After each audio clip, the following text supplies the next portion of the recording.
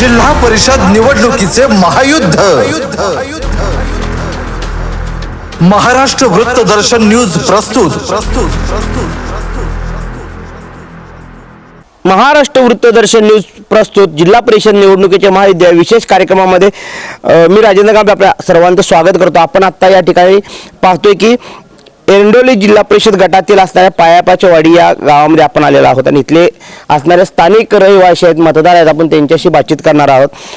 काय सांगाल दादा, या ठिकाणी आपल्या गावचा नेमका विकास कसा झाला आणि कशा प्रकारे या ठिकाणी तुम्ही या निवडणुकीच्या बाबत सांगाल?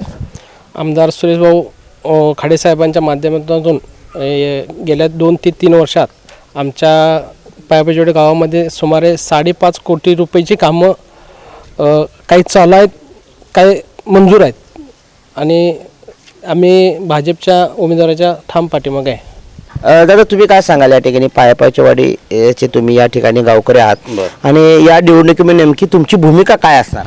विषय असा आहे की बाबा जिल्हा परिषदेची मिनी मंत्रालय आहे। मिनी मंत्रालयामध्ये आज विधानसभेमध्ये भाजपचं सरकार आहे, पालकमंत्री भाजपचे आहेत, वर सरकार भाजपचं आहे। मिनी मंत्रालय जर ताब्यात असेल तर बाबा तर गावचा विकास, जिल्ह्याचा आणि तालुक्याचा गावचा विकास होऊ शकतो। यासाठी भाजपला मतदान करून विकासाच्या गाडीत बसा, एवढं सांगत म्हणणं आहे माझं। गावकऱ्यांची नेमकी भूमिका काय तुमच्या? विकासाकडे जाणं हीच भूमिका असणार आहे भविष्यामध्ये।